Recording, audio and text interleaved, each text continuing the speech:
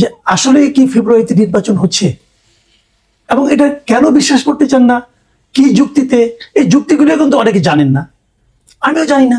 এবং এটা নিয়ে আমিও বহুবার বলেছি যে সরকার যেভাবে অগ্রসর হচ্ছে, কোনো কারণেই আমি বলতে পারবো না, আমি প্রমাণ করতে পারবো না যে নির্বাচন হওয়ার ক্ষেত্রে কোনো ধরনের সংশয় আছে। তো প্রমাণ করতে পারবো না, তারপরেও দ্বিধা কেন? এটা নিয়ে আমি বহুবার কথা বলেছি, অনেকেই এটা নিয়ে আলোচনাও করেছেন, কিন্তু কেউ কিন্তু কনক্রিট কোনো ঘটনা দেখাতে পারেননি যে এই কারণে মনে করা যেতে পারে এই নির্বাচনটা ফেব্রুয়ারিতে নাও হতে পারে। তো সেই কারণটার অপেক্ষায় আমরা ছিলাম যে আসলে কোনো কারণটা পাওয়া যায় কিনা। আমার মনে হচ্ছে যেন আমরা সেরকম কারণ পেতে যাচ্ছি, সামনে আরো পাবো কিনা জানি না, মনে হয় পেতে যাচ্ছি। একটা কারণ পেয়েছি আজকে, সেটা আপনাদেরকে শেয়ার করি। আপনারা জানেন আজকে একটা বড় ঘটনা ঘটেছে, সেটা হলো একটা ছোট দলের এক নেতা সে একটা ঘটনা ঘটিয়ে বসেছে। দলটার নাম হলো বাংলাদেশ কংগ্রেস। এই দলের কোনো কর্মকাণ্ড, কোন রকম আপনার উপস্থিতি আপনার এলাকায় আছে, দেখেছেন? আমি দেখিনি ভাই। কিন্তু এই পার্টির যিনি সাধারণ সম্পাদক, ভদ্রলোকের নাম হলো মোহাম্মদ ইয়ারুল ইসলাম, উনি একজন আইনজীবী। উনি আজকে আদালতে একটা রিট করেছেন, আজকে বুধবার হাইকোর্টের একটা রিট করেছেন।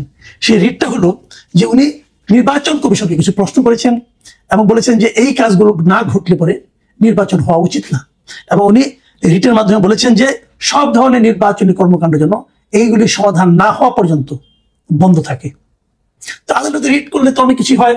আদালত যথারীতি নির্বাচন কমিশনকে, সিইসি কে এটা নিয়ে বলেছেন, যেটা নিয়ে আলোচনা হবে। উনি সিইসি কে প্রধান বাদী করেছেন এবং আগামী সপ্তাহে এই রিটটার উপর আলোচনা হবে।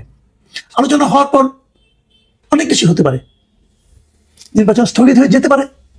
দেখুন, আগামী সপ্তাহে নির্বাচনের শিডিউল ঘোষণা করার কথা।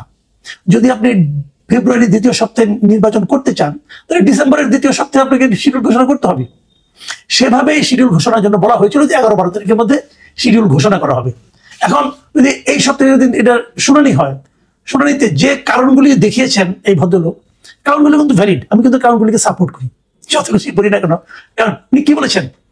উনি বলেছেন যে নির্বাচনের সময় রিটার্নিং অফিসার সাধারণত কি হয়? রিটার্নিং অফিসার হয় ডিসি, এবং উপজেলা সহকারী রিটার্নিং অফিসার যেটা হয় এটা হলো উপজেলা নির্বাহী কর্মকর্তা, ইউএনও। এই ইয়ারুল ইসলাম সাহেবের বক্তব্য যে নির্বাচন কমিশনের জেলা নির্বাচন কর্মকর্তা একজন আছে, উপজেলা নির্বাচন কর্মকর্তা আছে, তো রিটার্নিং অফিসার কেন জেলা নির্বাচন কর্মকর্তা হবে না? একদম ভ্যালিড কারণ, প্রশ্নটা কিন্তু ভ্যালিড। আমি এটা নিয়ে আমি নিজেও বহুবার বলেছি যে কেন ডিসি কে বানাতে হবে, কেন? এবং ডিসি কে যখন আপনি বানাবেন তখন কিন্তু আপনি প্রশাসনের আন্ডারে চলে গেলেন, তখন কিন্তু নির্বাচনটা পরিচালনা করছে প্রশাসন, নাম হচ্ছে নির্বাচন কমিশন। অনেক সময় বলা হতো না যে নির্বাচন কমিশন হলো পোস্ট অফিসের মতো, সেখানে জমা হয়, ওনারা দেখেন। তাহলে মূল কাজটা কিন্তু করে ডিসি, উনি রিটার্নিং অফিসার, উনি নির্বাচনের ফলাফল ঘোষণা করেন, অনেক কিছু উনি অনেক কিছু করেন, উনি অনেক কিছু করতে পারেন, এবং এটা পারেন বলেই কিন্তু এইবার এই যে নতুন সরকার আসার পর ওই নির্বাচনের সময় যারা যেখানে ডিসি ছিলেন, যারা যেখানে এসপি ছিলেন, তাদের ব্যাপারে তারা কিছু ব্যবস্থা কিন্তু নিয়েছেন। সেই নিয়ে নেওয়াটা একদম মানে আপনার পাইকারি হারে নেওয়া হয়েছে, সেটা আবার ঠিক হয়েছে বলে আমি মনে করি না।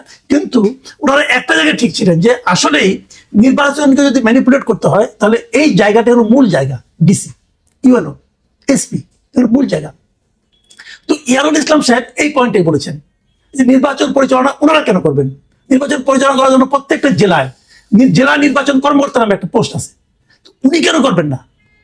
উনাই তো রিটার্নিং অফিসার হওয়া উচিত, তাকে প্রশাসন সহায়তা করবে এ পর্যন্ত, কিন্তু কাজটা তো উনি করবেন। তো এই যে বেসিক পয়েন্টটা, এটা কিন্তু আপনি ইগনোর করতে পারবেন না।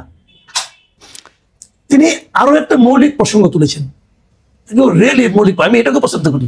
সেটা উনি বলেছেন যে এই নির্বাচন কমিশনে যারা সচিব হন তারা কিন্তু বাইরের থেকে আসে, প্রশাসনের বিভিন্ন জায়গায় থাকে, তাদেরকে এনে নির্বাচন কমিশনের সচিব বানিয়ে দেওয়া হয়। ইয়ারুল সাহেবের বক্তব্য হলো এটা কেন হবে? এই জেলা নির্বাচন কর্মকর্তা যারা আছে, নির্বাচন কমিশনের যারা নিজস্ব জনবল আছে, তারা কেন পদোন্নতি পেতে পেতে সচিব পর্যন্ত হতে পারবে না? সচিব অথবা জয়েন্ট সেক্রেটারি তারা হতে পারবে না কেন? এটা হওয়া উচিত, এবং আমিও এর সঙ্গে একমত, এটা হওয়া উচিত, খুবই হওয়া উচিত। কেন আপনি বাইরে থেকে একজন লোক এনে কমিশনার বানাবেন, কমিশনের সচিব বানাবেন, কেন বানাবেন?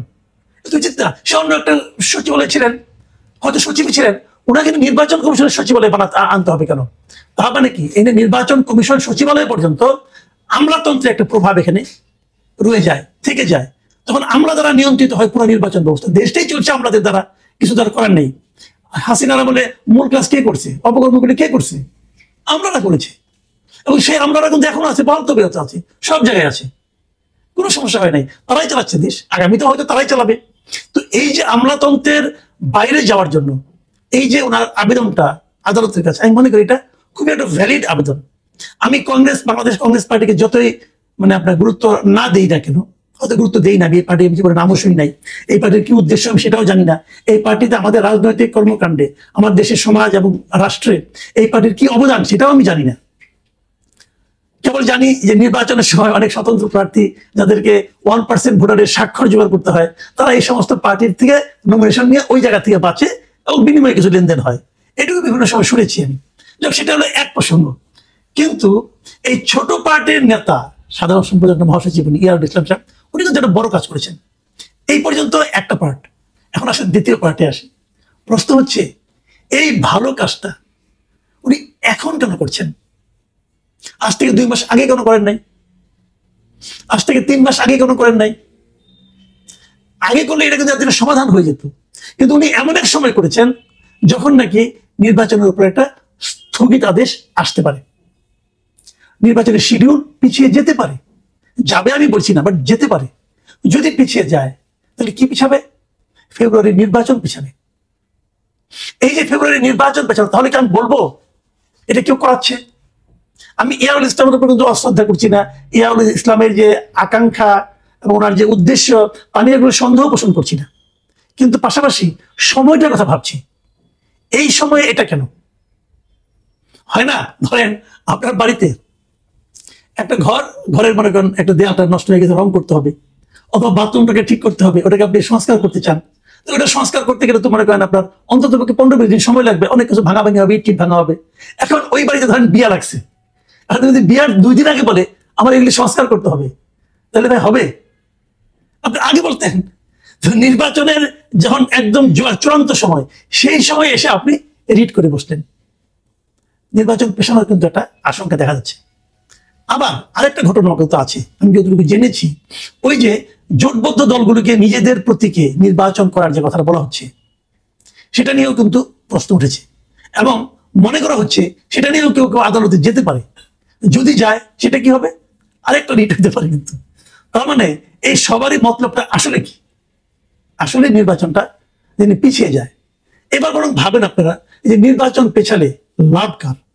আমি কিন্তু সবসময় যে কোনো আলোচনায় আমি করি না কেন, আমি কিন্তু একটা কথা আপনাদের প্রায় বলি, যে আসলে বেনিফিশিয়ারি কে, এটার দিকে তাকাবেন। যখন কোনো অঘটন ঘটে, যখন কোনো সুঘটন ঘটে, যে ঘটনাই ঘটুক, আপনাদের চিন্তা করতে হবে এটা বেনিফিশিয়ারি কে, এটা করলে পরে, এটা হলে পরে লাভটা কার হয়, সেটা চিন্তা করে দেখেন। আপনাদের মাথার মধ্যে আসে করতে পারি চিন্তাটা, যে তাহলে কি যারা 5 বছর থাকতে চায়, 10 বছর থাকতে চায়, 50 বছর থাকতে চায়, এটা কি তাদের দাবার কোনো চাল? আপনারা ভাবুন, পরে কথা হবে। আল্লাহ হাফেজ।